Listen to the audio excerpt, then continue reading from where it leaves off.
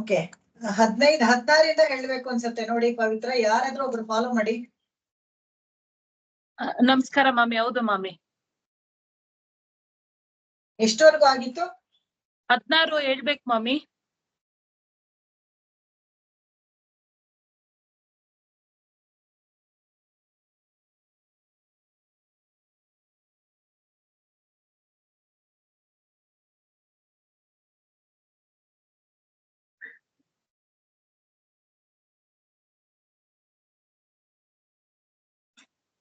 Ten ಆಗಿತ್ತು ಅನ್ಸುತ್ತೆ. 11 ಇಂದ ಹೇಳ್ಕೊಡ್ತೀನಿ ನೋಡಿ.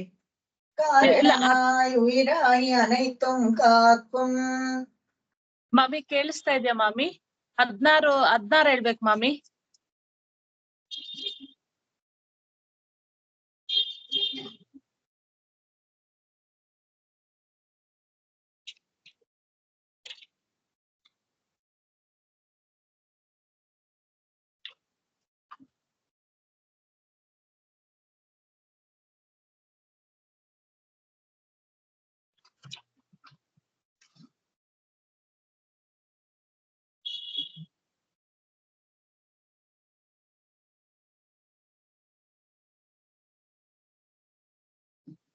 ಹಲೋ ಹಾ ಮಾಮಿ ನಮಸ್ಕಾರ ಮಾಮಿ.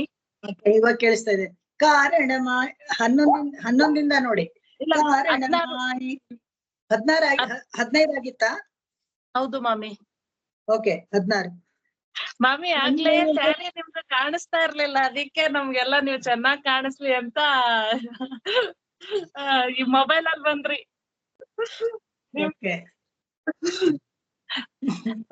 ಮಾಮಿ ಲಾಸ್ಟ್ ಅಲ್ಲಿ 2 minutes ಒಂದೇ ಒಂದು ಹಾಡು ಹೇಳ್ತೀನಿ ಮಾಮಿ. ಹೇಳಿ. ಪಣ್ಮೆಯುಹಂದರುಳಾಲ್ ವರಂತರುಂ ಮಾಧವನಾಥ್. ಮಾಮಿ 16ನೇದ್ ಮಾಮಿ. ಹೌದು, ಅಧಿಕಾರ ಸಂಗ್ರಹ.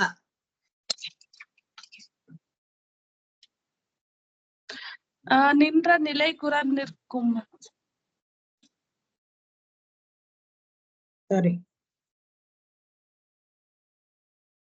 நின்ற நிலை குற நிற்கும்.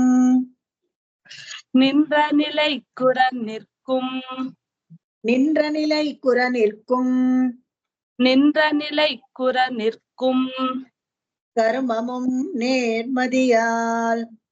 கருமமும் நேர்மதியால். நன்றென நாடிய ஞானமும். நன்றென நாடிய ஞானமும். நல்குமுள் கண்ணுடையார். நல்குமுள் கண்ணுடையார். ஒன்றிய பத்தியும். ஒன்றிய பத்தியும். ஒன்றுமிலா விரைவார்க்கு. ஒன்றுமிலா விரைவார்க்கு. அருளால் அன்று பயன் தருமாம். அருளால் அன்று பயன் தருமாம். அறிந்தவர் அந்தணரே. அறிந்தவர் அந்தணரே. நின்ற நிலை குற நிற்கும் கருமமும் நேர்மதியால். நன்றென நாடிய ஞானமும் நல்கும் உள்கண்ணுடையார். ஒன்றிய பத்தியும் ஒன்றுமிலா விரைவார்க்கு. அருளால் அன்று பயன் தருமாம். அறிந்தவரந்தணரே. நின்ற நிலை குற நிற்கும் கருமமும் நேர்மதியால் நன்றென நாடிய ஞானமும் நல்குமுள் கண்ணுடையார். ஒன்றிய பத்தியும் ஒன்றுமிலா விரைவார்க்கு. அருளால் அன்று பயன் தருமாம். அறிந்தவரந்தணரೇ.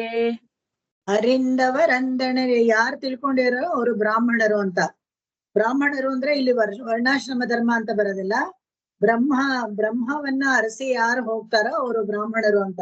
ಇದೇ ತರ ನಾವು ನೋಡಿದ್ವಿ ಕೃಷ್ಣಾವತಾರದಲ್ಲೂ ಬಂದಾಗ ಉತ್ತರೆಯ ಗರ್ಭದಿಂದ ಮಗು ಕರಗಾಗಿ ಬಿದ್ದ್ಬಿಟ್ಟಾಗ ಯಾರು ಬ್ರಹ್ಮಚಾರಿ ವ್ರತವನ್ನ ಅನುಸರಿಸ್ತಾರೋ ಅವ್ರು ಮುಟ್ಟಿದ್ರೆ ಜೀವ ಬರುತ್ತೆ ಅಂತ ಅಶರೀರವಾಣಿ ಆಗತ್ತೆ.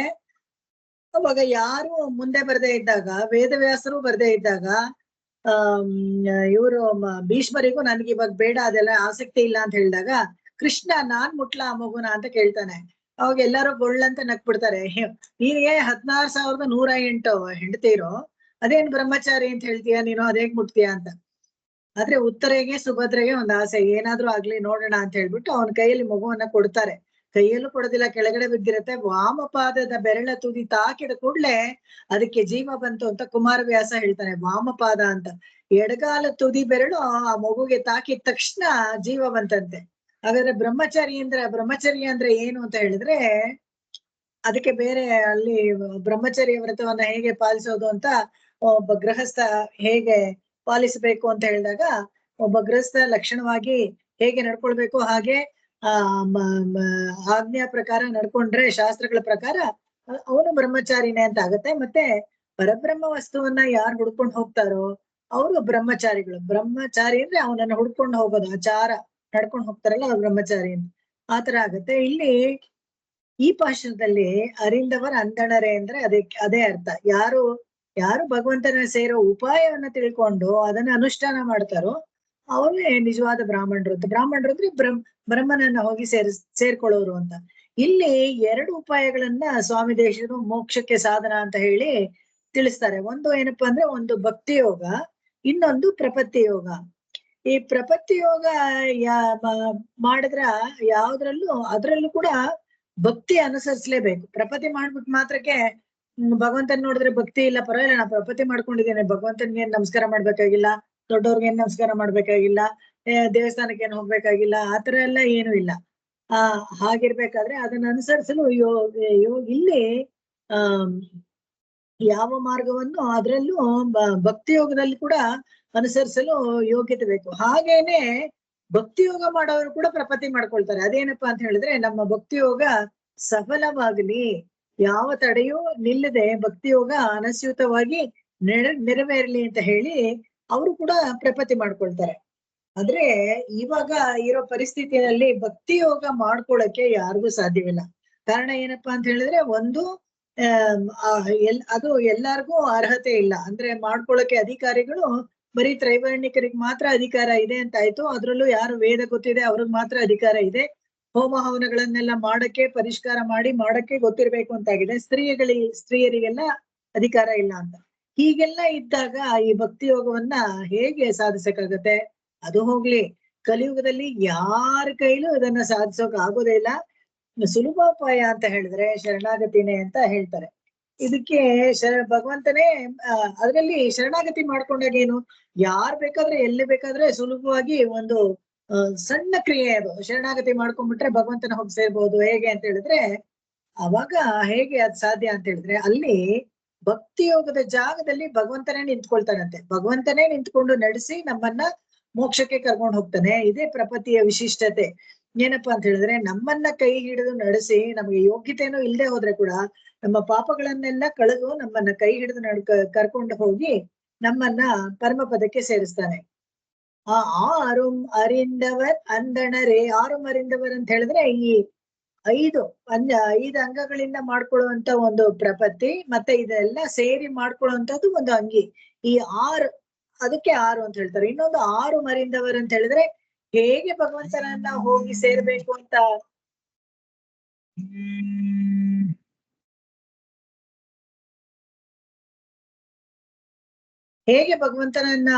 ಸೇರ್ಬೇಕು ಅಂತ ಇರುತ್ತಲ್ಲ, ಅವಾಗ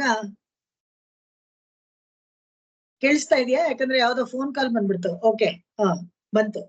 ಅವಾಗ ಇದ್ರಲ್ಲಿ ಇದೊಂದು ಫೋನ್ ಅಲ್ಲಿ ಈ ತರ ಕ್ಲಾಸ್ ಮಾಡಿದ್ರೆ ಇದೊಂದು ಪ್ರಾಬ್ಲಮ್.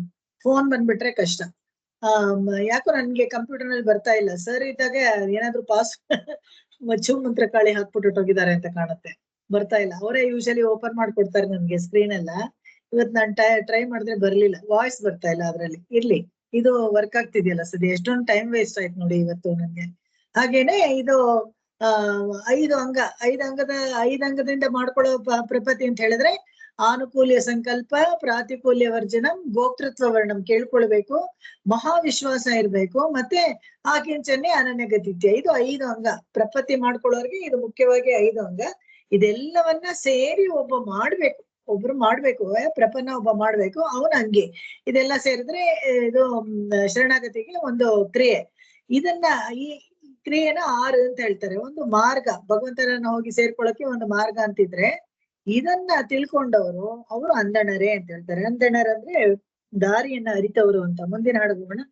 அந்தணர் அந்தியிலெல்லையில் நின்ற அந்தணரந்தியரெல்லையில் நின்ற அனைத்துலகம் அனைத்துலகும் நொந்தவரே முதலாக நொந்தவரே முதலாக முடங்கிய அனன்யராய் நுடங்கிய அன்னனியராய் முடங்கிய நன்னியராய் நுடங்கிய நன்னியராய் வந்தடையும் வகை வந்தடையும் வகை வந்தக வேண்டி வருந்திய வந்தக வேந்தி வருந்திய மந்தமிலாதியை நம் மந்தமிலாதியை அன்பரறிந்து அறிவித்தனரே அன்பரறிந்து அறிவித்தனரே அந்தணர் அந்தியில் எல்லையில் நின்ற அனைத்துலகம் நொந்தவரே முதலாக நுடங்கிய நன்னியராய் வந்தடையும் வகை வந்தக வேந்தி வருந்திய நம் மந்தமிலாதியை அன்பர் அறிந்து அறிவித்தனரே. அந்தணரந்தியரெல்லையில் நின்ற அனைத்துலகும் நொந்தவரே முதலாக நுடங்கிய நன்னியராய் வந்தடையும் வகை வந்தக வேந்தி வருந்திய நம் அந்தமிலாதியை அன்பரறிந்து அறிவித்தனರೇ. ಅಂದಣರ್ ಅಂದ್ರೆ ಇವಾಗ ಒಂದು ವರ್ಣಾಶ್ರಮ ಧರ್ಮ ಅಂತ ಇದ್ದಾಗ ಬ್ರಾಹ್ಮಣ, ಕ್ಷತ್ರಿಯ, ವೈಶ್ಯ, ಶೂದ್ರ ಅಂತ ಇರುತ್ತೆ. 4 ವರ್ಣಾಶ್ರಮ ಧರ್ಮ. ಚಾತುರ್ವರ್ಣ್ಯಂ ಭಗವಂತನೇ ಎಲ್ಲ ಏರ್ಪಾಡು ಮಾಡಿರುವಂತದ್ದು. ಅಂದಣರ್ ಉಚ್ಚಿಯಲ್ಲಿ ಬ್ರಾಹ್ಮಣರಿದ್ದಾರೆ, ಅಂತ್ಯದಲ್ಲಿ ಇವರು ಪಂಚಮ ವರ್ಣದವರೆಲ್ಲ ಇರ್ತಾರೆ. ಅದಕ್ಕೆ ಈ ಎಲ್ಲಾರ್ಗೂ ಶರಣಾಗತಿ ಎಲ್ಲಾರ್ಗೂ ಸೇರಿತ್ತು. ಯಾರು ಬ್ರಾಹ್ಮಣರು ಒಬ್ರು ಮಾತ್ರ ಮಾಡ್ಬೇಕು, ಅವ್ರಿಗೆ ಮಾತ್ರ ಮೋಕ್ಷ, ಕ್ಷತ್ರಿಯ ಮಾತ್ರ ಮಾಡ್ಬೋದು ಅಂತ ಆತರ ಏನು ಇಲ್ಲ. ಅಂದಣರ್ಗೂ ಅಂತಿಯಲ್ಲಿ ಮಧ್ಯೆಯಲ್ಲಿ ಇದಾರಲ್ಲ ಅವ್ರು ಎಲ್ಲಾರ್ಗು ನಿಂದ್ರ ಅನೈತುಲಹಂ ಇರೋರು ಎಲ್ಲಾರ್ಗೂ ಸೇರಿ ನೊಂದವರೇ ಮೊದಲ ಯಾರು ಕಷ್ಟದಲ್ಲಿ ಸಿಕ್ಕಿದಾರೋ ಅವ್ರಿಗೆ ಉಡಂಗಿಯ ನನ್ನಿಯರಾಯ್ ಅವ್ರಿಗೆ ಅಂತಾನೆ ಈ ಶರಣಾಗತಿ. ಉಡಂಗಿಯ ಅನನ್ಯರಾಯ್ ಅಂದ್ರೆ ಯಾವ ಕರ್ಮವನ್ನು ಮಾಡಿ ಭಗವಂತನನ್ನ ಪಡೆಯೋಕೆ ಒಂದು ಯೋಗ್ಯತೆ ಇಲ್ಲದವರು ಅಂತ ಆಯ್ತು. ಅವಾಗ ಉಡಂಗಿಯ ನನ್ನಿಯರಾಯ್ ಅಂತ ಹೇಳಿದ್ರೆ ನಾವು ಯಾವ್ದೋ ಒಂದು ಕರ್ಮ, ಜ್ಞಾನ ಯೋಗ, ಬೇರೆ ಯಾವ ಉಪಾಯದಲ್ಲೂ ರಕ್ಷಣೆ ಇಲ್ಲದವರಾಗಿ, ಯಾವ ಉಪಾಯನು ಮಾಡೋಕೆ ಆಗದೆ ಇರೋರು ಅಂತ ಅರ್ಥ. ಉಡಂಗಿಯ ನನ್ನಿಯರಾಯ್ ಒಂದಡೆಯುಂ ವಹೈ ಅವರೆಲ್ಲಾನು ಬಂದು ಭಗವಂತನ ಸೇರ್ಬೇಕು ಅಂದ್ರೆ ಯಾವ್ದೋ ಒಂದು ಮಾರ್ಗ ಇರ್ಬೇಕಲ್ವಾ, ಅದೇನೆ ಶರಣಾಗತಿ. ವಂತಹ ವೇಂದಿ ವರುಂದಿಯ ಅದನ್ನ ಯಾರು ನಮಗೆ ಹೇಳ್ಕೊಟ್ರು ಅಂತ ಹೇಳಿದ್ರೆ ಅನ್ಬರರಿಂದ ನಮ್ಮ ಪೂರ್ವಾಚಾರ್ಯರು ಅವ್ರು ಮೊದಲು ತಿಳ್ಕೊಂಡು ನಮಗೆಲ್ಲ ಹೇಳ್ಕೊಟ್ರು. ಇದರಲ್ಲಿ ಸುಮ್ಮನೆ ಹತ್ರಕ್ಕೆ ಹೋದಾಗ ನಾವು ಭಗವದ್ ರಾಮಾನುಜರು ಅಷ್ಟಾಕ್ಷರಿ ಮಂತ್ರವನ್ನ ತಿಳ್ಕೊಂಡು ಅದರಿಂದ ಆಗೋ ಒಳ್ಳೆಯದೆಲ್ಲಾನು ಎಲ್ಲಾರ್ಗೂ ಸೇರ್ಬೇಕು ಅಂತ ಹೇಗೆ ಎಲ್ಲರಿಗೂ ಪ್ರಚಾರ ಮಾಡಿದ್ರು ನೋಡಿ. ಹಾಗೇನೆ ಶರಣಾಗತಿಯ ಗದ್ಯ, ಇದು ವೈಕುಂಠ ಗದ್ಯ ಎಲ್ಲ ಬರೆದು, ಶ್ರೀರಂಗ ಗದ್ಯ ಎಲ್ಲ ಬರೆದು ಶರಣಾಗತಿಯ ಮಹಿಮೆಯನ್ನ ಎಲ್ಲರಿಗೂ ತಿಳಿಸ್ಕೊಟ್ರು. ಹಾಗೆ ಅನ್ಬರರಿಂದ ನಮ್ಮ ಮೇಲೆ ಪ್ರೀತಿ ಇರೋರು ತಾನೆ ನಮ್ಗೆ ಹಂಚ್ಕೊಳ್ಬೇಕು ಅಂತ ಆಸೆ ಬರೋದು. ಅನ್ಬರರಿಂದ ಅವ್ರು ಮೊದಲು ತಿಳ್ಕೊಂಡು ಈ ವಿಷಯವೆಲ್ಲ ಈ ಪೂರ್ವಾಚಾರ್ಯರುಗಳೆಲ್ಲ ಮತ್ತೆ ಇದೆಲ್ರಿಗೂ ಸೇರ್ಬೇಕು ಅಂತ ಉಪದೇಶ ಮಾಡ್ತಾರೆ. ಅವರು ನಮಗೆ ಇದನ್ನೆಲ್ಲ ಕೊಟ್ರು ಅಂತ. ಈ ಭಕ್ತಿ ಮತ್ತು ಪ್ರಪತ್ತಿಗೆ 4 ಮುಖ್ಯವಾದ ವಿಷಯಗಳಿವೆ. ಅದೇನಪ್ಪಾ ಅಂತ ಹೇಳಿದ್ರೆ ಈ ಆಸಕ್ತಿ ಇರ್ಬೇಕು. ಯಾರ ಮಾಡ್ಕೊಳ್ತಾರೆ ಅವ್ರು ಏನ್ ಮಾಡ್ಬೇಕು ಅಂತ ಹೇಳಿದ್ರೆ ಭಕ್ತಿ ಯೋಗ ಆಗ್ಲಿ ಪ್ರಪತ್ತಿ ಯೋಗ ಆಗ್ಲಿ ಅವರು ಮೋಕ್ಷಾರ್ಥಿಗಳಾಗಿರ್ಬೇಕು. ಭಕ್ತಿ ಯೋಗ ಮಾಡೋರು ಪ್ರಪತ್ತಿ ಮಾಡೋರ್ಗೆ ಮುಖ್ಯವಾಗಿ ಏನ್ ಬೇಕು, ಮೋಕ್ಷ ಬೇಕು ಅಂತ ಆಸೆ ಇರ್ಬೇಕು. ಎಲ್ಲಾರ್ಗು ಭಗವಂತನನ್ನ ಭಕ್ತಿ ಇರ್ಬೋದು, ಆದ್ರೆ ಮೋಕ್ಷ ಎಲ್ಲರಿಗೂ ಇಷ್ಟ ಇಲ್ದೇ ಇರ್ಬೋದು. ಯಾಕಂದ್ರೆ ಸಾಯಕ್ಕೆ ಇಷ್ಟ ಇಲ್ದೇ ಇರ್ಬೋದು, ಮತ್ತೆ ಸಂಸಾರದಲ್ಲೇ ಸುಖವಾಗಿ ಇನ್ನು ಏನಾದ್ರು ಅನುಭವಿಸ್ಕೊಂಡಿರೋಣ ಅಂತ ಆಸೆ ಇರ್ಬೋದು. ಆತರ ಮೋಕ್ಷಾದಿಗಳಲ್ಲಿ ಆಸಕ್ತಿ ಇರ್ಬೇಕು. ಆಮೇಲೆ ಶಾಸ್ತ್ರಾರ್ಥಗಳಲ್ಲಿ ನಂಬಿಕೆ ಇರ್ಬೇಕು. ಯಾವ್ದೋ ಓಬಿರಾಯನ್ ಕಾಲದಲ್ಲಿ ಮಾಡಿಟ್ರು, ಇವಾಗ ಏನ್ರಿ ಅದಕ್ಕೇನು ಅರ್ಥ ಇಲ್ಲ ಅಂತ ಹಾಗೆಲ್ಲ ನಾವು ಅನ್ಬಿಡ್ಬಾರ್ದು. ಯಾಕಂದ್ರೆ ಶಾಸ್ತ್ರಗಳೆಲ್ಲ ಭಗವಂತನ ವಾಕ್ಯವೇ, ಸ್ಮೃತಿ ಸ್ಮೃತಿ ಮಮೈರ್ವಾಜ್ಞ ಭಗವಂತನೇ ಮಾಡಿಟ್ಟಿರೋದು. ಅವ್ ಕಾಲ ಕಾಲಕ್ಕೆ ಅದನ್ನೆಲ್ಲ ನಾವು ಸ್ಮೃತಿಗಳಾದಿಗಳೆಲ್ಲ ಅವರು ಋಷಿಗಳು ನಮಗೆ ಮಾರ್ಪಾಟ್ ಮಾಡಿ ಕೊಟ್ಟಿರ್ತಾರೆ. ಆ ಶಾಸ್ತ್ರಗಳೆಲ್ಲ ಎಲ್ಲಾರ್ಗೂ ಸಮಾಜದಲ್ಲಿರೋರು ಎಲ್ಲಾರ್ಗೂ ಒಳ್ಳೇದಾಗ್ಲಿ ಅಂತಾನೆ ಮಾಡಿರುವಂತದ್ದು. ಆ ಶಾಸ್ತ್ರಗಳಲ್ಲಿ ನಮ್ಗೆ ನಂಬಿಕೆ ಇರ್ಬೇಕು. ಶಾಸ್ತ್ರಗಳನ್ನು ಅನುಸಂಧಾನನು ಮಾಡ್ಬೇಕು. ನಾವು ತುಂಬಾ ನಂಬಿಕೆ ಇದೆಪ್ಪ, ಹೌದು ಹೇಳಿದ್ದೆಲ್ಲ ಸರಿ, ನೀವ್ ಮಾಡ್ತೀರಾ ಅಂದ್ರೆ ಇಲ್ಲ, ಅದೇ ಪುರಾಣ ಓದೋದು ಬದ್ನೆಕಾಯಿ ತಿನ್ನೋದು ಅಂತ ಗಾದೆನೆ ಬಂದ್ಬಿಡ್ತಲ್ಲ. ಈ ಮಾತೃ ಸಂಪ್ರದಾಯದಲ್ಲಿ ನೀಳಿದ ಬದ್ನೆಕಾಯಿ ಇದೆಯಲ್ಲ ಅದನ್ನ ತಿನ್ನೋದಿಲ್ಲ. ನೆಲಕ್ಕೆ ಟಚ್ ಆಗಿರೋ ಯಾವ್ದು ಅದು ತಿನ್ನೋದಿಲ್ಲ.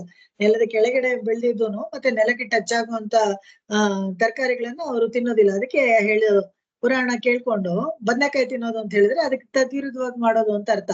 ಆತರ ಶಾಸ್ತ್ರದಲ್ಲಿ ಅನುಸಂಧಾನ ಮಾಡ್ಬೇಕು. ಯಾರು ಭಕ್ತಿ ಯೋಗ ಪ್ರಪತ್ತಿ ಯೋಗ ಮಾಡ್ತಾರೋ ಶಾಸ್ತ್ರಗಳನ್ನು ಅನುಸಂಧಾನವನ್ನು ಮಾಡ್ಬೇಕು. ಆಮೇಲೆ ಜಾತಿ ಮತ್ತು ಆಶ್ರಮಕ್ಕೆ ತಕ್ಕ ಹಾಗೆ ಅವರವರಿಗೆ ಇದಕ್ಕೆ ಯಾವ್ದಾದ್ರು ಒಂದು ಉಪಾಯವನ್ನ ಅನುಸರಿಸ್ಬೇಕು.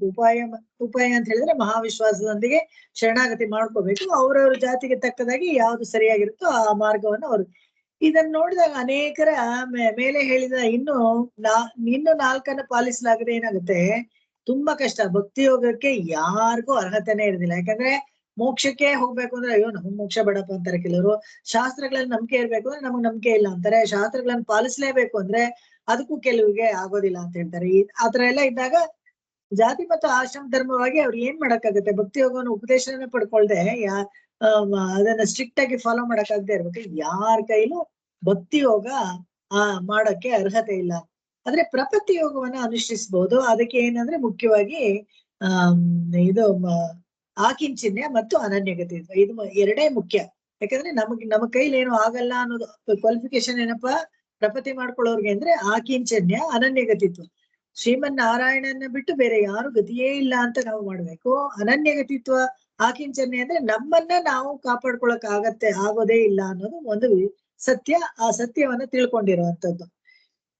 ಇದು ಅದಕ್ಕಿಂತ ಒಂದು ಪ್ರಪತ್ತಿಗೆ ಮುಖ್ಯ ವಿಶೇಷ ಏನಪ್ಪಾ ಅಂತ ಹೇಳಿದ್ರೆ ಬೇರೆ ಯಾವ ಉಪಾಯವನ್ನು ನಾವು ಮಾಡ್ಬಾರ್ದು. ಒಂದ್ಸತಿ ಪ್ರಪತ್ತಿ ಮಾಡ್ಬಿಟ್ರೆ ಇನ್ಯಾರೋ ಹೇಳಿದ್ರು ಇಲ್ಲ ರೀ, ಇಲ್ಲೂ ಹೋದ್ರೆ ಇವ್ರಿಗೂ ನಮಸ್ಕಾರ ಮಾಡಿದ್ರೆ ಇವ್ರು ಮೋಕ್ಷ ಕೊಡ್ತಾರೆ ಅಂತ ಅಂದ್ರೆ ಇದನ್ ಬಿಟ್ಬಿಟ್ಟು ಅವ್ರ ಹತ್ರ ಹೊಟ್ಟೋಗ್ಬಿಡ್ಬಾರ್ದು. ಯಾಕಂದ್ರೆ ಶ್ರೀಮನ್ ನಾರಾಯಣ ಈಸ್ ಅಲ್ಟಿಮೇಟ್. ಅವನೇ ಎಲ್ಲಾರ್ಗೂ ಬೀಜ ಸ್ವರೂಪನಾಗಿರ್ಬೇಕಾದ್ರೆ ಅವನ ಹತ್ರ ಹೋಗಿ ನೀವು ಶರಣಾಗತಿ ಮಾಡ್ಕೊಂಡು ಒಂದ್ಸತಿ ಮೋಕ್ಷಕ್ಕೆ ಅಂತ ಶರಣಾಗತಿ ಮಾಡ್ಕೊಂಡ್ಮೇಲೆ ಮತ್ತೆ ಯಾರ ಹತ್ರ ಹೋಗೋ ಅಗತ್ಯ ಇಲ್ಲ.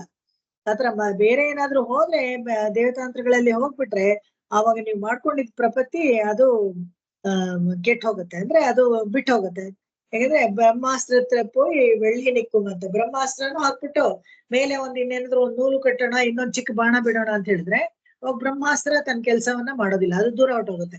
ಯಾಕಂದ್ರೆ ಬ್ರಹ್ಮಾಸ್ತ್ರ ಉಪಯೋಗಿಸಿದ್ಮೇಲೆ ಬೇರೆ ಯಾವ್ದು ಉಪಯೋಗಿಸಬಾರ್ದು. ಅದು ಬ್ರಹ್ಮಾಸ್ತ್ರಕ್ಕೆ ಒಂದು ರೂಲ್ಸ್ ಆತರ ಇರ್ತಾರೆ. ಅವಾಗ ಬೆಳ್ಳಿ ನಿಕ್ಕುಮ್ ಅಂತ ಹೇಳ್ತಾರೆ. ಅವಾಗ ಬಾಕಿ ಅಸ್ತ್ರಗಳೇನಾಗತ್ತೆ, ಬಾಕಿ ಅಸ್ತ್ರಗಳನ್ನ ನೀವು ಪ್ರಯೋಗ ಮಾಡಿದ್ರೆ ಬ್ರಹ್ಮಾಸ್ತ್ರ ಸ್ವಲ್ಪ ದೂರ ನಿಂತ್ಕೊಳ್ಳುತ್ತೆ. ಸರಿ ಪರವಾಗಿಲ್ಲ, ಅದನ್ನೇ ಯೂಸ್ ಮಾಡ್ಕೊಳ್ಳಿ ನೀವು ಅಂತ ಅದು ಹೊರಟೋಗುತ್ತೆ.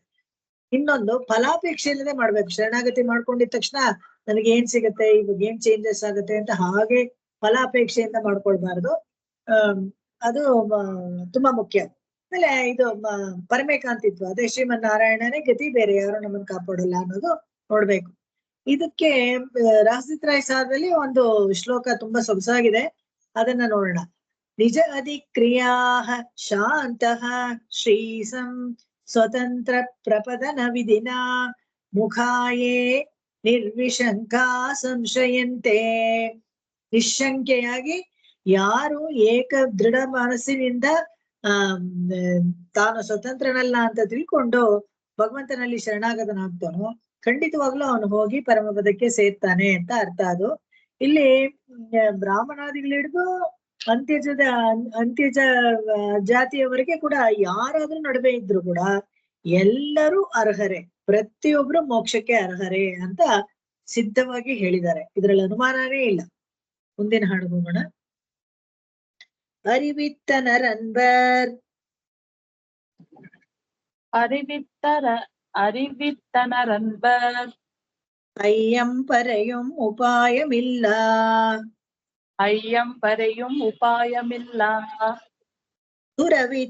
துறவித்துணியில் துணையாம்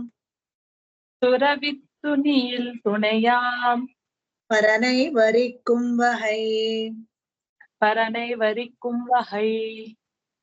உறவித்தனை இன்றி ஒத்தாரன நின்ற உறவித்தனையின்றி ஒத்தாரென நின்ற ஒத்தாரன நின்ற ஒத்தாரென நின்ற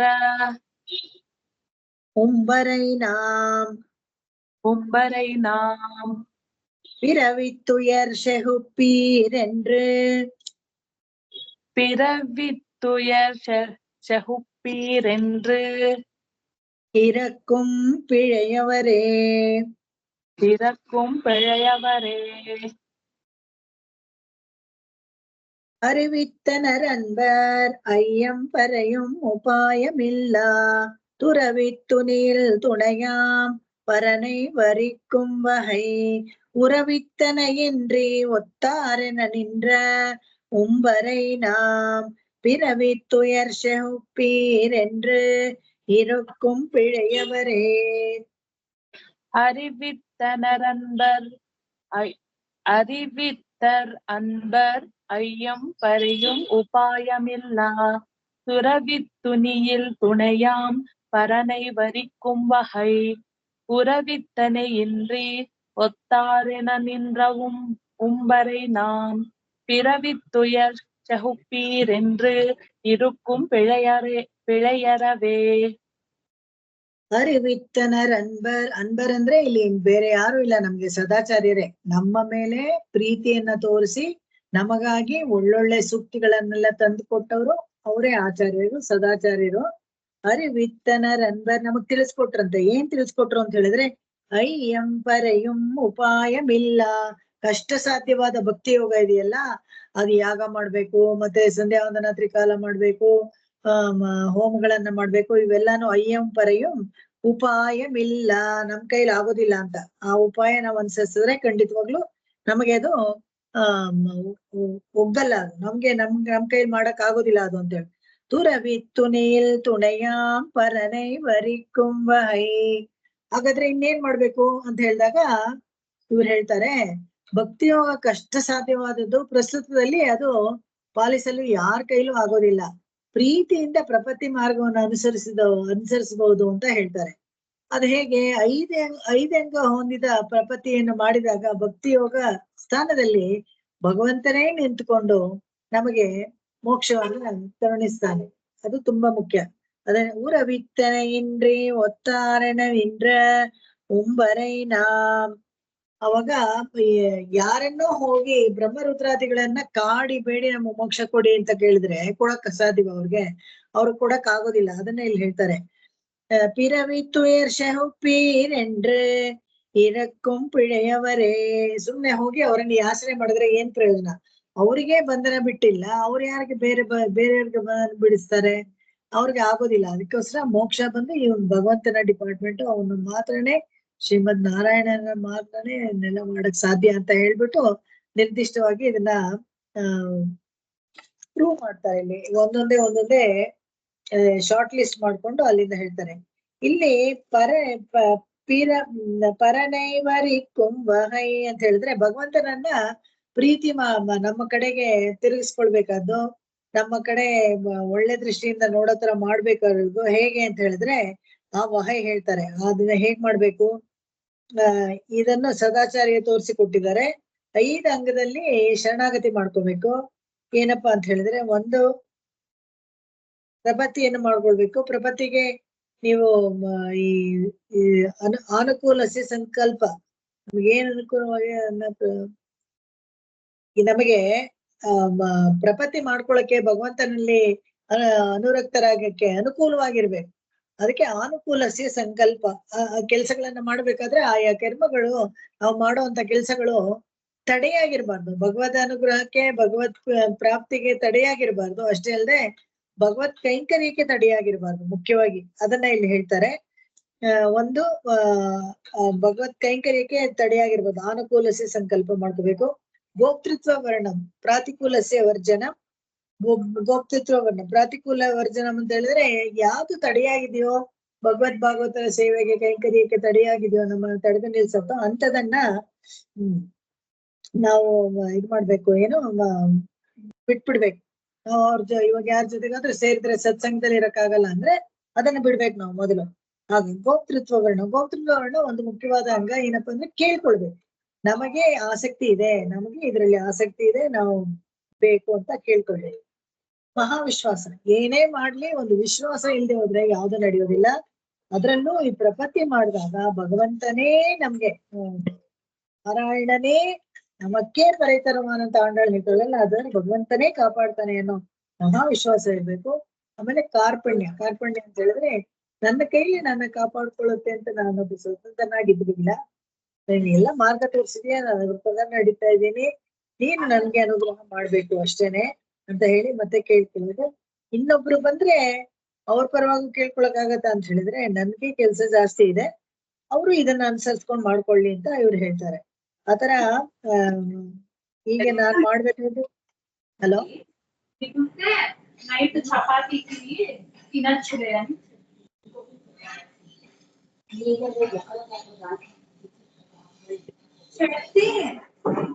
ಹಲೋ ಹಲೋ ನೋಡಿ, ಯಾರು ಆಡಿಯೋ ದಯವಿಟ್ಟು ಆಫ್ ಮಾಡ್ಕೊಳ್ಳಿಪ್ಪ ಪ್ಲೀಸ್. ಇದ್ರಲ್ಲಿ ಎಲ್ಲಿದೆ ಅಂತ ಗೊತ್ತಾಗ್ತಾ ಇಲ್ಲ, ಈ ಟೈಮ್ಸ್ ಅಲ್ಲಿ ಎಲ್ಲಿ ಆಡಿಯೋ ಓಕೆ ಹೋಗಿ. ಹಾಗಾಗಿ ಈ ಕೆಲವು ಸಬ್ಜೆಕ್ಟ್ ಈ ಅಧಿಕಾರ ಸಂಗ್ರಹದಲ್ಲಿ ಹೇಗ್ ಗೊತ್ತಾ, ಒಂಥರ ತುಂಬಾ ಸೀರಿಯಸ್ ಸಬ್ಜೆಕ್ಟ್. ಅದನ್ನ ಸ್ಟೆಪ್ ಬೈ ಸ್ಟೆಪ್ ನೀವು ಫಾಲೋ ಮಾಡಿದ್ರೇನೆ ನಿಮ್ಗೆ ಅರ್ಥ ಆಗೋದು. ಮಧ್ಯದಲ್ಲಿ ಎಲ್ಲ ಈ ತರ ಡಿಸ್ಟ್ರಾಕ್ಷನ್ ಬಂದ್ಬಿಟ್ರೆ ಅದು ಹೊಟ್ಟೋಗುತ್ತೆ. ಅದಕ್ಕೆ ಈ ಕಾರ್ಪಣ್ಯ ಅಂತ ಹೇಳಿದ್ರೆ ಆಕಿಂಚನ್ಯ, ನಮ್ಮನ್ನ ನಾವು ಕಾಪಾಡ್ಕೊಳಕ್ಕಾಗತ್ತೆ ಅನ್ನೋದು ಅನ್ಕೊಳ್ಬಾರ್ದು. ಯಾಕಂದ್ರೆ ಎಲ್ಲ ಭಗವತ್ ಸಂಕಲ್ಪದಿಂದ ನಡೆಯೋದ್ರಿಂದ ನಮಗೆ ಯಾವ ಯೋಗ್ಯತೆಯೂ ಇಲ್ಲ ಅನ್ನೋದನ್ನ ಮನದಟ್ಟು ಮಾಡ್ಕೊಳ್ಬೇಕು ನಾವು ಮುಂಚೆ. ಇದು ತುಂಬಾ, ಈ ಅಪ್ಪುಳಾರ್ ಕೂಡ ಒಂದು ವಿಷಯನ ಹೇಳ್ತಾರೆ, ಹೇಗೆ ಗುರ್ತಿಸ್ಕೊಳ್ಳೋದು ನಾಸ್ತಿಕರು ಆಸ್ತಿಕರು ಅವ್ರನ್ನ ಗುರ್ತಿಸ್ಕೊಳ್ಳೋದು ಹೇಗೆ ಅಂತ ಹೇಳಿದ್ರೆ, ಯಾರು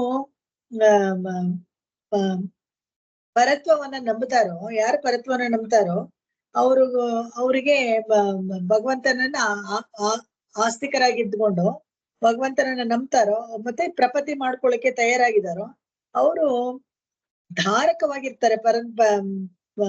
ಪರತ್ವದಿಂದ ಆಸ್ತಿ ಇದು ನಾಸ್ತಿಕರು ಏನ್ ಮಾಡ್ತಾರೆ, ಭಗವಂತನ ಪರತ್ವ ಗುಣ ಇದೆಯಲ್ಲ ಅದು ಸ್ವಲ್ಪ ಕಷ್ಟ. ಭಗವಂತ ದೂರ ಇರ್ತಾನೆ, ಅವನ ಹತ್ರ ಹೋಗಕ್ಕಾಗತ್ತೋ ಇಲ್ವೋ ಅಂತ ಅನುಮಾನ ಪಟ್ಕೊಂಡೇ ದೂರ ಇದ್ಬಿಡ್ತಾರಂತೆ. ಅದೇ ಒಂದು ಕಾರಣವಾಗಿ ನಾಸ್ತಿಕರಾಗ್ಬಿಡ್ತಾರೆ. ಅವರೆಲ್ಲ ಏನಾಗತ್ತೆ, ಪರತ್ವದಿಂದ ದೂರ ಇರಕ್ಕೆ ಒಂದು ಕಾರಣ ಹೇಳ್ಕೊಂಡು ದೂರ ಇರ್ತಾರೆ. ನಿಮ್ ಭಗವಂತ ಕರೆದ್ರೆ ಬರ್ತಾನ, ಅವನೆಲ್ಲೋ ಇದಾನೆ ಅಂತೀರಾ, ಕರೆದ್ರೆ ಬರ್ತಾನ, ಬರದೇ ಇಲ್ವಲ್ಲ, ನಾನ್ ನೋಡೇ ಇಲ್ವಲ್ಲ, ಮಾಡೇ ಇಲ್ವಲ್ಲ, ಯಾರ್ಗ್ ಅನುಗ್ರಹ ಮಾಡಿದಾರೆ ಅಂತ ಅನ್ಕೊಂಡು ಯಾರಾದ್ರೂ ಒಬ್ರಿಬ್ರಿಗೆ ನಂಬಿಕೆ ಇದ್ರೆ ಅವ್ರ ನಂಬಿಕೆನೂ ಕೆಡಿಸ್ಬಿಡ್ತಾರೆ ಅವರು. ಇವರನ್ನ ಅಪ್ಪುಳಾರ್ ನಾಸ್ತಿಕರು ಅಂತಾರೆ. ಇದು ಬಿಟ್ಟು ಭಗವಂತನ ಗುಣ ಇದೆಯಲ್ಲ, ಸೌಲಭ್ಯ ಗುಣ ಇದೆಯಲ್ಲ, ಆ ಸೌಲಭ್ಯ ಗುಣವನ್ನ ಯಾರು ನೋಡ್ತಾರೋ ಅವರನ್ನೆಲ್ಲ ಆಸ್ತಿಕರು ಅಂತ ಕ್ಯಾಟಗರೈಸ್ ಮಾಡ್ತಾರೆ.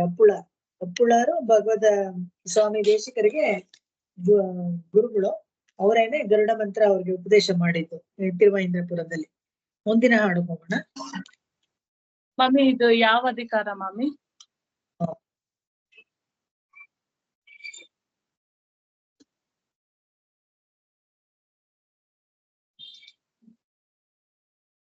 ಸಿಕ್ಸ್ಟೀನ್ತ್ ಬಂದು ಉಪಾಯ ವಿಭಾಗಾಧಿಕಾರ 16th. 17th ಬಂದು ಪ್ರಪತ್ತಿ ಯೋಗಾಧಿಕಾರ.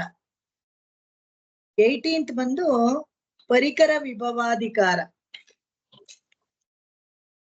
ಈಗ 19th ಬಂದು ಸಾಂಗ ಪ್ರಪದನ ಸಾಂಗ ಪ್ರಪದನ ಅಧಿಕಾರ. 19ನೇದು ಹಾಡಿಗೆ ಹೋಗೋಣ. அறவே பரமென்று அடைக்கலம் வைத்தனர் அன்று நம்மை பரவே கருதி. ಇದೆ ಮಮ್ಮಿ, ಸಾರಿ ಕರೆಕ್ಟ್. அன்று நம்மை பெறவே கருதி.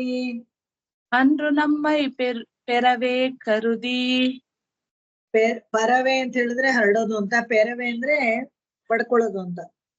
ಪೆರುಂ ತಹವುತ್ತ ಪಿರಾನಡಿ ಕೇಳ್ ಪುರವೇ ಇನವರು புறவே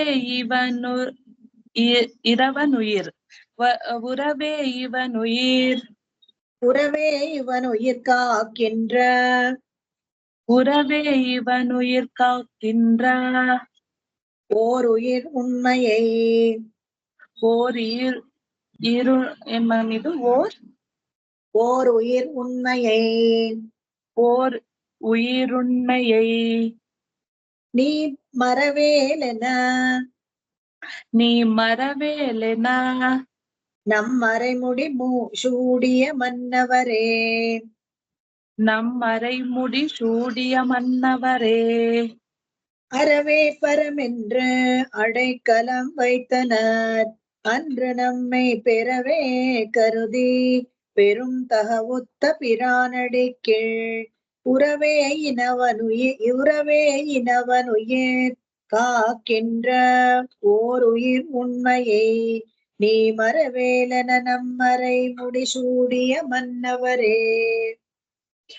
அறவே பரமென்று அடைக்கலம் வைத்தனர் அன்று நம்மை பெறவே கருதி பெரும் தகுத்த பிரானடிக்கீழ் உறவே இவனுயிர் காக்கின்ற ஓர் உயிருண்மையை உருவே இவனுயிர் காக்கின்ற ஓர் உயிருண்மையை நீ மறவேலென நம்மறை முடி சூடிய மன்னவரே. சரியாக ಹೇಳಿ. அறவே பரமென்று அடைக்கலம் வைத்தனர் அன்று நம்மை பெறவே கருதி பெரும் தகவுத்த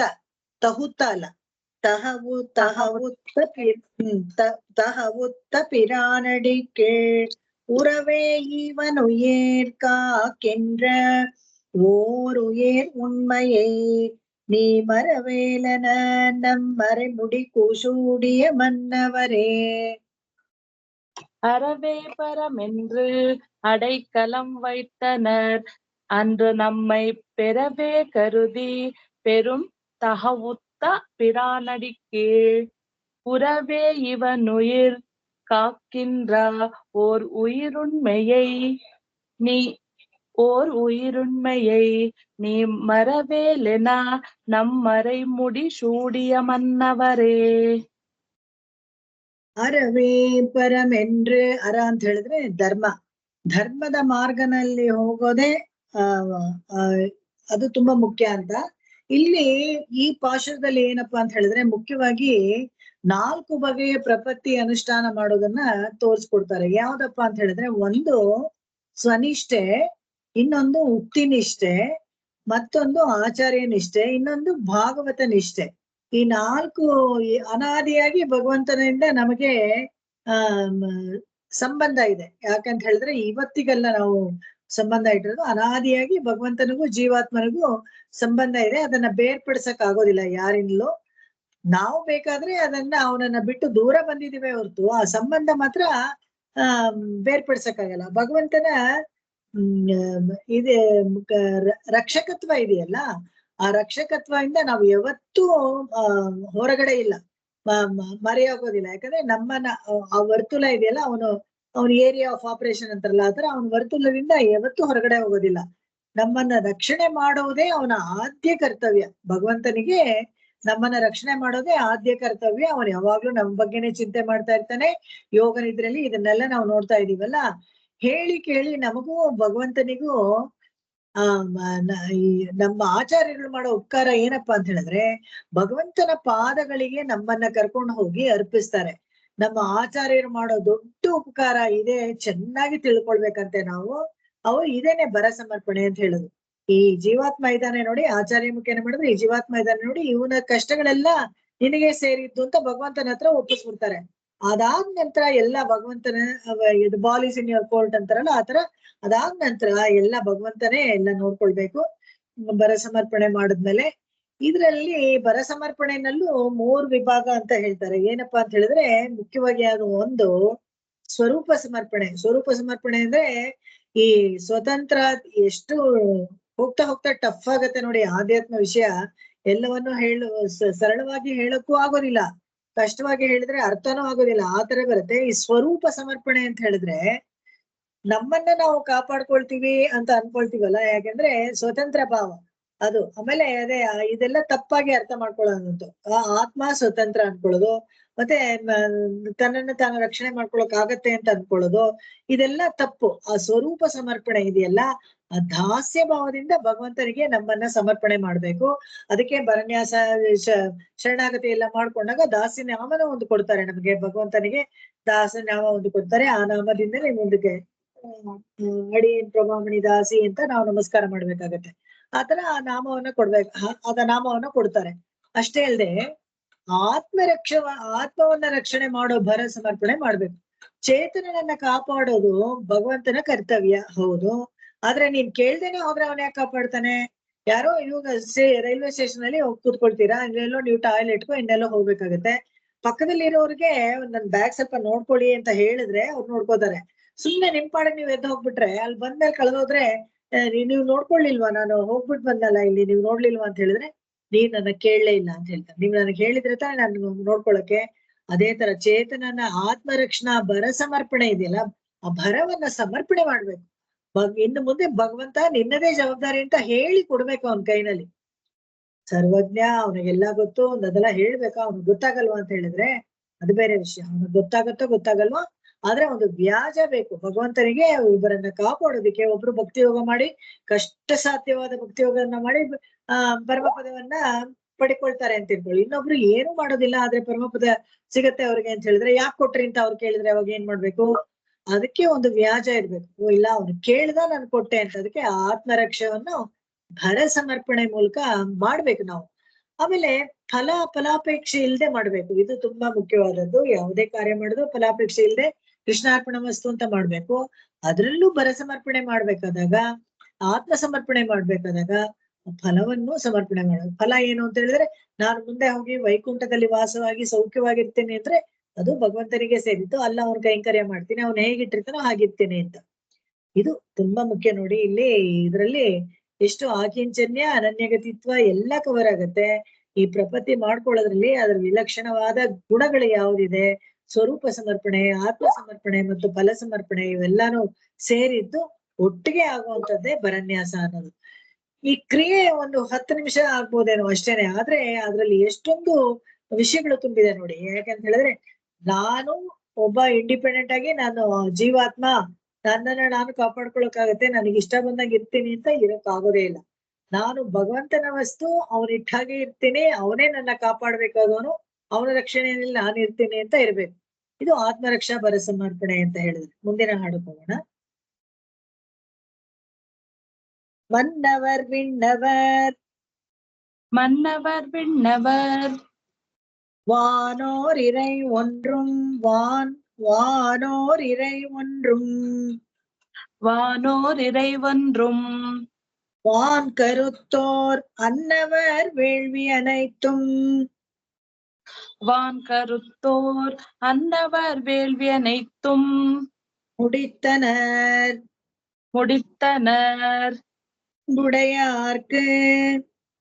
அன்புடையார்க்கு என்னவரம் தரவென்று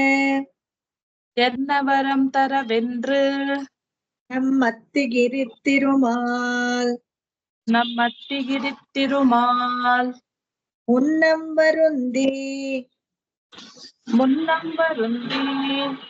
அடைக்கலம் கொண்ட நம் முக்கியரே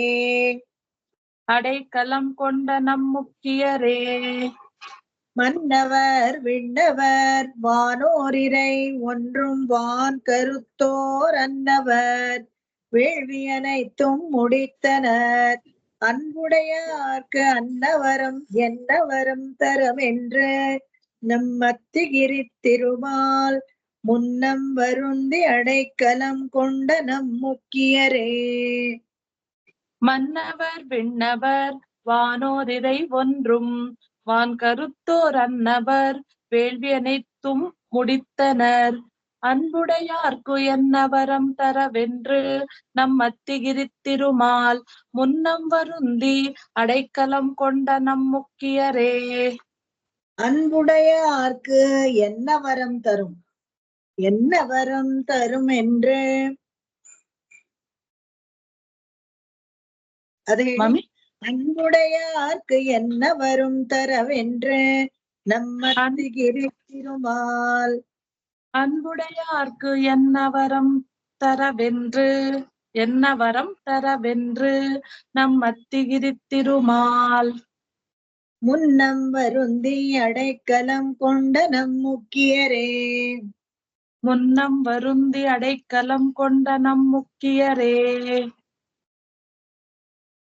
ಕಾಂಚಿ ವರದರಾಜನ್ನ ತುಂಬಾ ಕೊಂಡಾಡ್ತಾರೆ.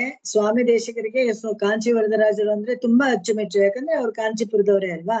ಹಾಗಾಗಿ ಇಲ್ಲಿ ಕಾಂಚಿ ವರದರಾಜರ ಮೇಲೆ ಅವ್ರಿಗೆ ಒಂದು ವಿಶೇಷವಾದ ಹೆಸರು ಉಂಟು ತಮಿಳಲ್ಲಿ, ಪೇರರುಳಾಳನ್ ಅಂತ. ಅರುಳ್ ಅಂತ ಹೇಳಿದ್ರೆ ಕೃಪೆ, ಪೇರ್ ಅಂದ್ರೆ ದೊಡ್ಡ ಕೃಪೆ.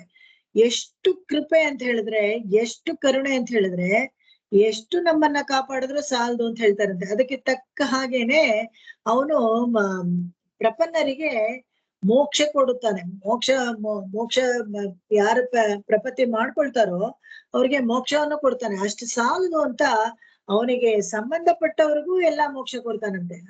ಯಾರ್ಯಾರು ಆಳವಂದಾರ ಹೇಳ್ತಾರೆ, ಆಳವಂದಾರ ಮನೆಯಲ್ಲಿ ಒಂದು ಬಚ್ಚಲಲ್ಲಿ ಒಂದು ಹುಳು ಆಗಿದ್ರೆ ಕೂಡ ಉದ್ಧಾರ ಆಗ್ಬಿಡ್ತಾರೆ ಅಂತ ಸ್ತೋತ್ರರತ್ನದಲ್ಲಿ ಹೇಳ್ತಾರೆ. ನಾನು ಒಂದು ಭಾಗವತರ ಮನೆಯಲ್ಲಿ ಒಂದು ಹುಳುವಾಗಿ ಹುಟ್ಟಿದ್ರು ಸಾಕು ಅಂತ. ಯಾಕೆ ಅಂತ ಹೇಳಿದ್ರೆ ಭಾಗವತರನ್ನ ವಿಶೇಷವಾಗಿ ಭಗವಂತ ಕಾಪಾಡ್ತಾನೆ. ಅವ್ರಿಗೆ ಸಂಬಂಧಪಟ್ಟ, ಅವ್ರಿಗೆ ಸೇರಿದವರು, ಅವ್ರ ಸುತ್ತಲಿರೋರ್ನ ಕೂಡ ಕಾಪಾಡ್ತಾನಂತೆ ಭಗವಂತ. ಹೇಗೆ ಅಂತ ಹೇಳಿದ್ರೆ ಒಂದು ಇದು ಉದಾಹರಣೆ ಕೊಡ್ತಾರೆ. ಹೇಗೆ ಅಂದ್ರೆ ಈ ಇದ್ರಲ್ಲಿ ಅರಮನೆಯಲ್ಲಿ ಕೆಲಸ ಮಾಡೋರ್ಗೆಲ್ಲರಿಗೂ ಅವ್ರಿಗೆ ಪ್ರಸಾದ ಅಥವಾ ಅಲ್ಲಿ ಏನಾದ್ರು ಬಾಣಸಿಗರು ತುಂಬಾ ಸ್ವೀಟ್ಗಳು ಅದು ಇದು ಮಿಕ್ಕಿದ್ರೆ ತುಂಬಾ ಇರುತ್ತಲ್ಲ, ಅದನ್ನೆಲ್ಲ ಕೊಡ್ತಾರೆ ಕೆಲಸ ಮಾಡೋರ್ಗೆಲ್ಲ. ಅವ್ರು ಅದನ್ನೆಲ್ಲ ತಗೊಂಡೋಗಿ ಏನ್ ಮಾಡ್ತಾರೆ, ಅವ್ರ ಮನೆಗೆ ಕೊಡ್ತಾರೆ. ಅವ್ರ ಮನೆಯವರು ತಿಂದು ಇನ್ನೂ ಹೆಚ್ಚಾದ್ರೆ ಅವ್ರ ಅಕ್ಕಪಕ್ಕದ ಮನೆಗ್ ಕೊಡ್ತಾರೆ. ಅವರು ಅಕ್ಕಪಕ್ಕದ ಮನೆಯವರು ತಿಂದು ಹೆಚ್ಚಾದ್ರೆ ಅವ್ರ ಮನೆ ತೊತ್ತಿಗಳಿಗೆ, ಅವ್ರ ಮನೆ ಪಕ್ಕದ ಮನೆಗೆ ಎಲ್ಲ ಕೊಡ್ತಾರೆ. ಹೀಗೆ ಡೈರೆಕ್ಟ್ ಆಗಿ ಅವ್ರ ಅರಮನೆಯಲ್ಲಿ ಕೆಲಸ ಮಾಡದೆ ಹೋದ್ರೆ ಕೂಡ ಅರಮನೆ ಪ್ರಸಾದ ತಿನ್ನೋ ಯೋಗ್ಯತೆ ಅವರಿಗೆ ಬರುತ್ತೆ. ಅದೇ ತರನೇ ಪ್ರಪನ್ನನ ಮಾತ್ರ ಮೋಕ್ಷ ಅಂತಲ್ಲ, ಪ್ರಪನ್ನನ ಸೇರಿದವ್ರಿಗೆ ಕೂಡ ಭಗವಂತ ಒಳ್ಳೇದ್ ಮಾಡ್ತಾನಂತೆ. ಆ ಪ್ರಪನ್ನರಿಗೆ ಸೇರಿದವ್ರಿಗೆ ಕೂಡ ಭಗವಂತ ಒಳ್ಳೇದ್ ಮಾಡ್ತಾನೆ. ಅದನ್ನ ಹೇಳ್ತಾರೆ. ಅಷ್ಟೇ ಅಲ್ದೇನೆ ಇನ್ನೂ ಏನ್ ಮಾಡ್ಲಿ ಅಂತ ಯೋಚನೆ ಮಾಡ್ತಾರೆ. ಎನ್ನವರು ತರುವೆಂದ್ರೆ, ಇನ್ನೇನ್ ಮಾಡಿದ್ರೆ ಈ ಪ್ರಪನ್ನನಿಗೆ ಒಳ್ಳೇದಾಗತ್ತೆ ಅಂತ ಯೋಚನೆ ಮಾಡ್ತಾ ಇರ್ತಾನಂತೆ. ಇವರೆಲ್ಲ ಹೇಗೆ ಇಂಥವ್ರೆಲ್ಲ ಯಾರು, ಹೇಗೆ ಪ್ರಪನ್ನರಿಗೆ ಯಾರು ಹೋಲಿಸ್ಬೋದು ಅಂದ್ರೆ ಒಳ್ಳೆ ಮಹಾರಾಜರಂತೆ. ಮಹಾರಾಜರು ನಿತ್ಯ ಸೂರ್ಯಗಳ ತರ ಪರಮಪದ ವಾಸಿಗಳಂತೆ, ಪರಮಹಂಸರಂತೆ ಕಾಣ್ತಾರಂತೆ. ಯಾರು ಎಲ್ಲ ಯಾಗ ಯಜ್ಞಗಳಲ್ಲಿ ಕೃತಕೃತ್ಯರಾಗಿ ಪ್ರಕಾಶಿಸುತ್ತಾರಂತೆ. ಹೇಗೆಂದ್ರೆ ನೋಡಿದ್ರೆ ಗೊತ್ತಾಗತ್ತಂತೆ ಅವ್ರು ಅಂತ ಕಾಮ್ ಆಗಿರ್ತಾರೆ, ಕೂಲ್ ಆಗಿರ್ತಾರೆ. ಅವ್ರಿಗೆ ಇದು ಪರಮಹಂಸರಂತೆ ಜ್ಞಾನಿಗಳಂತೆ ಕಾಣ್ತಾರೆ. ರಾಜರಂತೆ ಅವ್ರಿಗೆ ಇನ್ನೇನು ಬೇಡ, ಕೃತಕೃತ್ಯರಾಗಿದ್ರೆ ಅವ್ರಿಗೆ ಇನ್ನೇನು ಬೇಡ ಅಂತ ಅನ್ಸ್ತಿರುತ್ತಲ್ಲ, ಅದಕ್ಕೋಸ್ಕರ ಆತರ. ಇದಕ್ಕೆ ಕಾರಣ ಏನಪ್ಪಾ? ಹೀಗೆ ಪ್ರಪನ್ನರು ಪ್ರಕಾಶಮಾನವಾಗಿ ಒಂಥರ ವಿಣ್ಣೋರು ನಿತ್ಯ ಸೂರ್ಯನ ತರ ಕಾರಣಕ್ಕೆ ಕಾರಣ ಏನಪ್ಪಾ ಅಂತ ಹೇಳಿದ್ರೆ 5 ಕಾರಣ ಕೊಡ್ತಾರೆ ಇಲ್ಲಿ. ಒಂದೇನಪ್ಪಾ ಅಂದ್ರೆ ತನ್ನನ್ನು ತಾನು ಕಾಪಾಡಿಕೊಳ್ಳುವ ಹೊಣೆ ಆ ಭಾರವನ್ನ ಇಳಿದೋಗತ್ತಂತೆ. ಯಾವಾಗ ನೋಡಿ ದೊಡ್ಡ ವೆಯ್ಟ್ ಎಲ್ಲ ತಗೊಂಡು ರೈಲ್ವೆ ಸ್ಟೇಷನ್ ಅಲ್ಲಿ ಪ್ಲಾಟ್ಫಾರ್ಮ್ ಹತ್ತಿ ಇಳಿದು ಕಷ್ಟ ಪಡ್ತಾ ಇರ್ತೀವಲ್ಲ, ಯಾರೋ ಒಬ್ಬ ಕೂಲಿ ಬರ್ತಾನೆ, ಕೊಟ್ಟಾಗ ಆ ಭಾರವನ್ನ ಕೊಟ್ಬಿಟ್ರೆ ಹಬ್ಬಾ ಎಷ್ಟು ನಿರಾಳವಾಗಿದೆ, ಬರೀ ಒಂದು ವ್ಯಾನಿಟಿ ಬ್ಯಾಗ್ ಹಿಡ್ಕೊಂಡು ಅವ್ನ ಹಿಂದೆ ನಡ್ಕೊಂಡು ಹೋಗೋದು. ಅದೇ ತರಾನೇ ನಮ್ಮ ಆತಂಕಗಳನ್ನೆಲ್ಲ, ನಮ್ಮ ಕಷ್ಟಗಳನ್ನೆಲ್ಲ, ನಮ್ಮ ಬರಗಳನ್ನ ಸಮರ್ಪಣೆ ಮಾಡ್ಬಿಟ್ಮೇಲೆ ಆಮೇಲೆ ಆ ಭಾರ ಇಳಿದಂಗೆ ಅದೊಂದು. ಯಾಕೆ ಆತರ ಇರ್ತಾನೆ ಮಹಾರಾಜರ ನಿತ್ಯ ಸೂರಿಗಳಿಗೆ ಹೋಲಿಸಿದ್ರು ಅಂತ ಇದೇ ಕಾರಣ. ಅಷ್ಟೇ ಅಲ್ಲದೆ ಮೋಕ್ಷದ ಬಗ್ಗೆ ಯಾವ ಸಂಶಯವೂ ಉಳಿಯೋದಿಲ್ಲ ಅಂತ. ಯಾಕೆ ಅವನು ಕೂಲಾಗಿರ್ತಾನೆ, ಯಾಕೆ ಅವನು ಏನು ಯೋಚನೆ ಮಾಡದೆ ಕೃತಕೃತ್ಯನಾಗಿ ಮಖದ ಮೇಲೆ ಒಂದು ಭಾವ ಅಂತ ಹೇಳಿದ್ರೆ ಖಂಡಿತವಾಗ್ಲೂ ನನಗೆ ಮೋಕ್ಷ ಸಿಗತ್ತಾ ಅಂತ ಅನುಮಾನನೇ ಇಲ್ವಂತೆ, ಸಿಕ್ಕೇ ಸಿಗತ್ತೆ ಅಂತ. ಹಾಗೆ ಪರಮೇಕಾಂತಿಯಾಗಿರ್ಬೇಕಾದ್ರೆ ಈ ಇತರ ದೈವಗಳು ಸೆಳೆತಾ ಇರೋದಿಲ್ವಂತೆ. ಅಯ್ಯೋ ಇಲ್ಲಿ ಹೋಗ್ಬೇಕು, ಆ ದೇವ್ರಿಗೆ ತೆಂಗಿನಕಾಯಿ ಹೊಡ್ಬೇಕು, ಈ ದೇವ್ರಿಗೆ ನಿಂಬೆ ಹಣ್ಣಲ್ಲಿ ಆರತಿ ಮಾಡ್ಬೇಕು, ಹಾರ ಮಾಡ್ಬೇಕು, ಏನೇನೋ ಒಂದೊಂದ್ ದೇವ್ರು ಒಂದೊಂದ್ ಬೇರೆ ಏನೋ ಕೇಳ್ತಾ ಇರ್ತಾರಲ್ಲ, ಅದೆಲ್ಲ ಮಾಡ್ಬೇಕು ಅನ್ನೋ ಅಗತ್ಯ ಏನು ಇರಲ್ಲ. ಅಲ್ಲಿಗೆಲ್ಲ ಹೋಗ್ಬೇಕು ಅನ್ನೋದು ಇರಲ್ಲ. ಮೆಟ್ಲಿ ಹತ್ತಿ ಮೆಟ್ಲಿ ಹಿಡಿದು ಬೇರೆ ಬೇರೆ ದೇವತೆಗಳಿಗೆ ಒಂದೊಂದಕ್ಕೆ. ಇವಾಗ ಏನಂದ್ರೆ ದೊಡ್ಡ ಒಂದು ಹಾಸ್ಪಿಟಲ್ ಇದ್ದಾಗ ಒಬ್ಬ ಡಾಕ್ಟರ್, ಫ್ಯಾಮಿಲಿ ಡಾಕ್ಟರ್ ಎಲ್ಲವನ್ನ ನೋಡ್ತಾ ಇದ್ರು. ಆದ್ರೆ ಇವಾಗ ಏನ್ ಮಾಡ್ತಾರೆ, ಕಿವಿ ಅಂದ್ರೆ ಕಿವಿ ಸ್ಪೆಷಲಿಸ್ಟ್, ಮೂಗ್ ಅಂದ್ರೆ ಮೂಗ್ ಸ್ಪೆಷಲಿಸ್ಟ್ ಆತರ ಮಾಡ್ತಾರೆ. ಮಲ್ಟಿ ಸ್ಪೆಷಾಲಿಟಿ ಹಾಸ್ಪಿಟಲ್ ಕೊಟ್ಟೋಗ್ಬಿಟ್ರೆ ಒಂದೇ ರೂಫ್ ಅಲ್ಲಿ ಎಲ್ಲಾ ಡಾಕ್ಟರ್ ಸಿಗ್ತಾರೆ, ಒಂದೇ ಕಡೆ ಎಲ್ಲ ನೋಡ್ತಾರಲ್ಲ. ಅದೇ ತರ ಇಲ್ಲಿ ಭಗವಂತನಿಗೆ ನಾವು ಶರಣಾಗ್ಬಿಟ್ರೆ ಅವನೇ ಎಲ್ಲವನ್ನ ನೋಡ್ಕೊಳ್ತಾನೆ. ಒಂದು ಚಿಕ್ಕ ಚಿಕ್ಕ ದೇವತೆಗಳ ಹತ್ರ ಎಲ್ಲ ನಾವು ಹೋಗ್ಬೇಕಾಗಿ ಆ ಸೆಳೆತಾನೆ ಇರೋದಿಲ್ಲ, ನಮ್ಗೆ ಅಗತ್ಯವೂ ಇರಲ್ಲ, ಆ ಕಾರಣನೂ ಇರೋದಿಲ್ಲ. ಸರ್ವಶಕ್ತ ಯಾಕೆಂತ ಹೇಳಿದ್ರೆ, ಕಾರಣ ಏನಪ್ಪಾ ಅಂತ ಹೇಳಿದ್ರೆ ಭಗವಂತ ಸರ್ವಶಕ್ತ, ಸರ್ವಜ್ಞ, ಆಮೇಲೆ ಸಹಜವಾಗಿ ಸುಹೃತ್. ಸುಹೃತ್ ಅಂತ ಹೇಳಿದ್ರೆ ಸ್ನೇಹಿತನಂತೆ. ಒಬ್ರ ಹತ್ರ ಫ್ರೆಂಡ್ಲಿ ಆಗಿರ್ತಾರೆ, ಇನ್ನೊಬ್ರ ಹತ್ರ ಇಲ್ಲ, ಆತರ ಇಲ್ಲ. ಸಹಜವಾಗಿ ಸುಹೃತ್, ಯಾರನ್ನಾದ್ರೂ ಮಾತಾಡ್ಸೋನು, ಯಾರನ್ನಾದ್ರೂ ಸ್ನೇಹ ಮಾಡ್ಕೊಳ್ಳುವಂತ ಒಂದು ಸ್ವಭಾವ ಇರೋನು ಭಗವಂತ. ಅವನ ಹತ್ರ ನಾವು ಭರ ಸಮರ್ಪಣೆ ಮಾಡಿದ್ರೆ ಭರ ಸ್ವೀಕೃತನಾಗಿರ್ತಾನಂತೆ. ಯಾಕಂದ್ರೆ ಅವ್ನ್ ತಗೊಳ್ತಾನೆ. ನಮ್ಮ ಭರ ಸ್ವೀಕೃತನ ಆದ್ಮೇಲೆ ಅವ್ನ್ ಹೆಂಗಿರ್ತಾನೆ ಅಂತ ಹೇಳಿದ್ರೆ, ಅವನ್ ತಲೆ ಮೇಲೆ ಒಂದ್ ದೊಡ್ಡ ಜವಾಬ್ದಾರಿ ಇದ್ದಂಗೆ ಅವನೇ ಯಾವಾಗ್ಲೂ ನಮ್ಮನ್ನ ಕಾಪಾಡೋ ಹೊಣೆಯನ್ನ ಹೊತ್ಕೊಂಡ್ಬಿಡ್ತಾನೆ. ಆಮೇಲೆ ನಾವ್ ಏನು ಯೋಚನೆ ಮಾಡ್ಬೇಕಾಗಿಲ್ಲ. ಇದು ಇನ್ನು ಏನ್ ಮಾಡ್ಬೇಕಪ್ಪ ಅಂದ್ರೆ, ಏನು ಮಾಡ್ಬೇಕಾಗಿದ್ದು ಏನೂ ಇಲ್ಲ, ಏನು ಉಳಿಯೋದಿಲ್ಲ. ಮಾಡ್ಬೇಕಾಗಿರೋದು ಏನು ಇಲ್ಲ. ಕೈಂಕರ್ಯವನ್ನು ಬಿಟ್ಟು, ಭಾಗವತರ ಕೈಂಕರ್ಯವನ್ನು ಬಿಟ್ಟು ಮಾಡ್ಬೇಕಾಗಿದ್ದು ಬೇರೆ ಏನು ಇಲ್ಲ. ಅನುಸರಿಸ್ಬೇಕಾಗಿರೋದು ಬೇರೆ ಏನು ಇಲ್ಲ. ಯಾವ ಹೋಮ ಹವನ ಯಾವ್ದು ಬೇಡ. ಇದಕ್ಕಾಗೇನೆ ನಾವೆಲ್ಲ ಏನ್ ಮಾಡ್ತೀವಿ, ಪ್ರಪನ್ನರೆಲ್ಲ ಬರ್ತ್ಡೇ ಆದ್ರೆ ಏನಾದ್ರು ಮಾಡ್ಕೊಳ್ತೀರಾ ಅಂದ್ರೆ ಏನು ಮಾಡ್ಕೊಳಲ್ಲ, ಮಾಡ್ಕೊಳ್ಬೇಕಾಗಿಲ್ಲ. ಯಾಕಂತ ಹೇಳಿದ್ರೆ ಪ್ರಪನ್ನರಾದ್ಮೇಲೆ ಯಾವಾಗ ನಾವು ಮೋಕ್ಷಕ್ಕೆ ಹೋಗ್ತೀವಿ ಅಂತ ಆಸೆಯಾಗಿರ್ಬೇಕು. ಯಾವಾಗ ಮೃತ್ಯುವನ್ನ ಪ್ರಿಯಮೇವ ಅತಿಥಿ ತರ ನಾವು ಬರ್ಮಾಡ್ಕೊಳ್ಬೇಕು, ಅದ್ರಲ್ಲಿ ಹೋಗಕ್ಕೆ ಆಸಕ್ತಿ ಇರ್ಬೇಕು ಹೊರತು ಆಯುಷ್ ವೃದ್ಧಿ ಮಾಡ್ಕೊಳ್ಳೋದಾಗ್ಲಿ, ಆಯುಷ್ ಹೋಮಗಳನ್ನ ಮಾಡ್ಕೊಳ್ಳೋದಾಗ್ಲಿ ಯಾವ್ದ್ರಲ್ಲೂ ಆಸಕ್ತಿ ಇರಬಾರ್ದು. ಅದಕ್ಕೋಸ್ಕರನೇ ಈ ಪ್ರಪನ್ನರಿಗೆ ಮಾಡ್ಬೇಕಾಗಿರೋದು ಬೇರೆ ಏನು ಇರಲ್ಲ ಅಂತ. 21 ಐ ಥಿಂಕ್ ನಾನು ಇಲ್ಲಿ ನಿಲ್ಸ್ಕೊಳ್ತೀನಿ. 20 ನಂಬರ್ ಕರೆಕ್ಟ್ ಆಗಿರುತ್ತೆ. 21 ನೆಕ್ಸ್ಟ್ ಕ್ಲಾಸ್ ಅಲ್ಲಿ ದೇಶಿಕರ್ ತಿರುವಡಿಗಳೇ ಶರಣಂ. ಕವಿತಾರ್ಕಿಕ ಸಿಂಹಾಯ ಕಲ್ಯಾಣ ಗುಣಶಾಲಿನೇ ಶ್ರೀಮತೆ ವೆಂಕಟೇಶಾಯ ವೇದಾಂತ ಗುರವೇ ನಮಃ. ಆಕಾಶಾತ್ ಪತಿತಂತೋಯಂ ಯಥಾ ಗಚ್ಚತಿ ಸಾಗರಂ ಸರ್ವದೇವ ನಮಸ್ಕಾರಃ ಕೇಶವಂ ಪ್ರತಿ ಗಚ್ಚತಿ, ಕೇಶವಂ ಪ್ರತಿ ಗಚ್ಚತಿ, ಕೇಶವಂ ಪ್ರತಿ ಗಚ್ಚತಿ. ಓಂ ಶಾಂತಿ ಶಾಂತಿ ಶಾಂತಿ. ಕಾಯೇನ ವಾಚಾ ಮನಸೇಂದ್ರಿಯೈರ್ವಾ ಬುದ್ಧ್ಯಾತ್ಮನಾ ವಾ ಪ್ರಕೃತೆ ಸ್ವಭಾವಾತ್ ಕರೋಮಿ ಯದ್ಯತ್ ಸಕಲಂ ಪರಸ್ಮೈ ನಾರಾಯಣಾಯೇತಿ ಸಮರ್ಪಯಾಮಿ. ಒಂದ್ ನಿಮಿಷ ಪವಿತ್ರ ಏನೋ ಹಾಡ್ ಹೇಳ್ತಾರಂತೆಪ್ಪ, ಎಲ್ಲಾರು ಕೇಳ್ಕೊಂಬಿಡಿ. ಮೋಸ್ಟ್ಲಿ ಅವ್ರೇನೋ ಬರ್ತಾರೆ ಸಾಂಗ್ ಹೇಳ್ತಾರೆ. 19th ಸಾಂಗ ಏನ್ ಮಾಮಿ ಅದ ಅಧಿಕಾರ ಗೊತ್ತಾಗ್ಲಿಲ್ಲ ಮಾಮಿ. ಸಾಂಗ ಪ್ರಪದನ ಸಾಂಗ ಪ್ರಪದನಾಧಿಕಾರ. Happy birthday madam. Thank you madam. Thank you. Om Shri ಗುರು ನಮಸ್ಕಾರ ಮಮ್ಮಿ. ನಮಸ್ಕಾರ. ಎಲ್ಲರೂ ಒಂದೇ ಎಷ್ಟು ವರ್ಷ ಆಯ್ತು ಮಾಮಿ? ಎಷ್ಟು ವರ್ಷ ಆಯ್ತು? 70 ಮಾಮಿ 70. ಓ ಸರಿ ಸರಿ, ನನಗೂ ನೆಕ್ಸ್ಟ್ ಡಿಸೆಂಬರ್ಗೆ ಆಗುತ್ತೆ 70. ಎಲ್ಲಾರು ಮ್ಯೂಟ್ ಮಾಡ್ಕೊಳ್ಳಿ. ಪವಿತ್ರ ಯಾವ್ದೋ ಹಾಡ್ ಹೇಳ್ತಾ ಇದಾರೆ, ಕೇಳ್ಕೊಳ್ಳಿ ಪ್ಲೀಸ್. ಓಂ ಶ್ರೀ ಗುರುಭ್ಯೋ ನಮಃ. ಜನ್ಮದಿನಮಿದಂ ಐ ಪ್ರಿಯಾ ಸಖೇ, ಜನ್ಮದಿನಮಿದಂ ಐ ಪ್ರಿಯಾ ಸಖೇ. ಸದಾಮುದಂ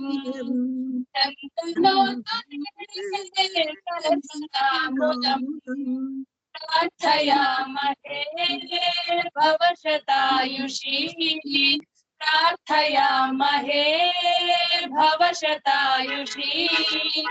ಈಶ್ವರಃ ಸದಾ ತ್ವಾಂ ಚ ರಕ್ಷತು, ಈಶ್ವರಃ ಸದಾ ತ್ವಾಂ ಚ ರಕ್ಷತು. ಪುಣ್ಯಕರ್ಮಣಾ ಕೀರ್ತಿಮಜ್ಜಯಾ, ಪುಣ್ಯಕರ್ಮಣಾ ಕೀರ್ತಿಮಜ್ಜಯಾ. ಜೀವನಂ ತವ ಭವತು ಸಾರ್ಥಕಂ, ಜೀವನಂ ತವ ಭವತು ಸಾರ್ಥಕಂ. ಜನ್ಮದಿನಮಿದಂ ಐ ಪ್ರಿಯಾ ಸಖೇ, ಜನ್ಮದಿನಮಿದಂ ऐ प्रिया सखे शन्तनोतु ते सर्वदा मुदम् शन्तनोतु ते सर्वदा मुदम् सर्वदा मुदम् सर्वदा मुदम्. ಥ್ಯಾಂಕ್ ಯು ಪಾ, ಥ್ಯಾಂಕ್ ಯು, ತುಂಬಾ ಚೆನ್ನಾಗಿತ್ತು. ಧನ್ಯವಾದಗಳು ಮಾಮಿ. ಹರಿಯನ್ ಮಾಮಿ. ನೀವು ಥ್ಯಾಂಕ್ ಯು ಪವಿತ್ರ. ಗುರುಗಳಾಗಿ ಸಿಕ್ಕಿರೋದೇ ನಮ್ಮ ಅದೃಷ್ಟ ಮಾಮಿ. ನಮ್ಮ ಅಜ್ಞಾನದ ಕತ್ತಲನ್ನ ಹೋಗ್ಸೋದಿಕ್ಕೆ. ಓಕೆ, ನಮಸ್ಕಾರ ಮೇಡಮ್. Thank you. ಇವಾಗ ಎಲ್ಲಾರು ಮಾತಾಡ್ಬೋದು. ಅವ್ರು ಹಾಡು ಹೇಳ್ತಿದ್ರಲ್ಲ, ಅದಕ್ಕೋಸ್ಕರ ನಾನು ಅವಾಗ ಮ್ಯೂಟ್ ಮಾಡ್ಕೊಳ್ಳಿ ಅಂತ ಹೇಳ್ದೆ. ಎಲ್ರಿಗೂ ನಮಸ್ಕಾರ ಮೇಡಮ್. ಶುಭವಾಗ್ಲಿ, ಒಳ್ಳೇದಾಗ್ಲಿ. ನಮಸ್ಕಾರ. ಸ್ವಲ್ಪ ತಿಳಿಸಿ ಮೇಡಮ್. ಖಂಡಿತ ಖಂಡಿತ ಖಂಡಿತ. ಆಯ್ತು, ಧನ್ಯವಾದ. ಹುಟ್ಟು ಹಬ್ಬದ ಹಾರ್ದಿಕ ಶುಭಾಶಯಗಳು. Thank you, thank you. Happy birthday madam, happy birthday. Thank you. Happy birthday, ma'am. Happy Thank birthday you, ma'am. Sujata. Thank you. Thank you, sir. Thank you. Happy birthday. Thank you, Chitra. Thank you, Vanmala. Vanmala, ಹೇಗಿದ್ದೀರಾ?